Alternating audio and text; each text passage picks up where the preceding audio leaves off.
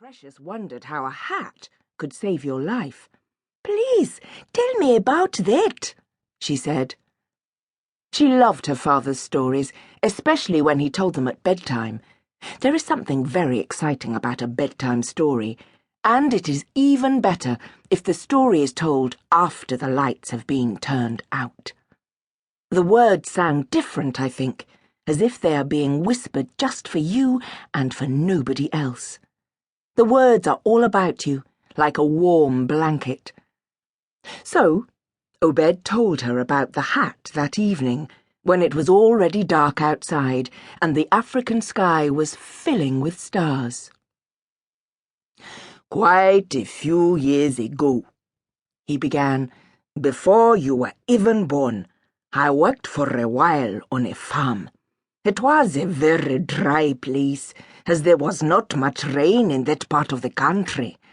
But each year the rains came, and the land would turn green as the plants returned to life. That could happen so quickly, sometimes overnight. My job was to see that the cattle were getting water to drink. We had boreholes to pump the water up from deep wells. Then the cattle could slake their thirst from drinking troughs. I had to go and check that everything was working properly and fix it if it was not. Now, it was rather remote and empty down there, and although there were no lions, there were other wild animals and birds. And this is all about one of those birds, a very dangerous bird." Precious interrupted him. "Birds can't be dangerous," she said, laughing at the thought. "Birds are far too small." Obed shook his head. "That's where you are wrong, my darling. There are some birds that are very big." "An eagle?" asked Precious. "Bigger than that, much bigger."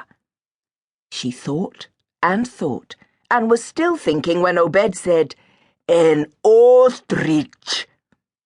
"An ostrich," her father went on, "is much bigger than a man, and yes, it can be very dangerous. You have to be very careful if you get too close to an ostrich, because they can kick. They have these very strong legs, you see. And at the end of one of them, there is a claw.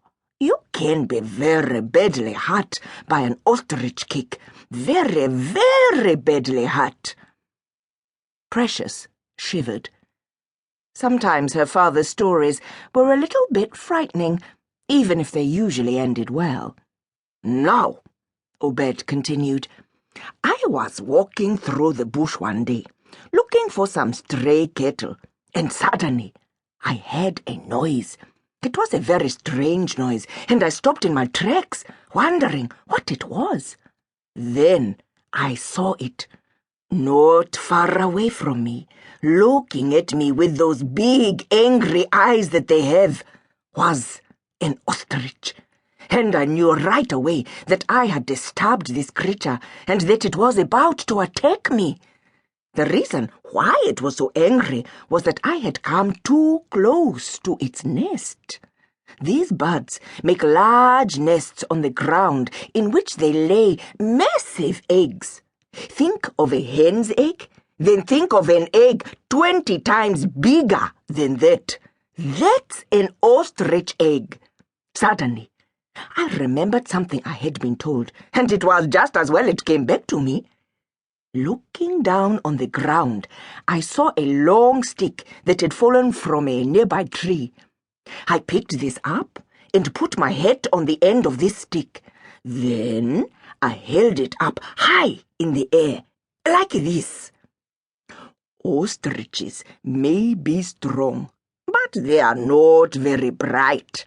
I had remembered being told that if you put your hat on a stick and then held it up high, an ostrich would think that the hat was your head. They would also think that you were much taller than they were, and so they would leave you well alone. And do you know It worked. The ostrich saw my head and thought I must be a very tall and strong creature, more than a match for her. So she backed off, and I was able to continue on my way unkicked. Precious breathed a sigh of relief. She did not want her father to be kicked by an ostrich. Who does? "I'm glad it worked out well for you," she said, as she drifted off to sleep. "Thank you," said her father.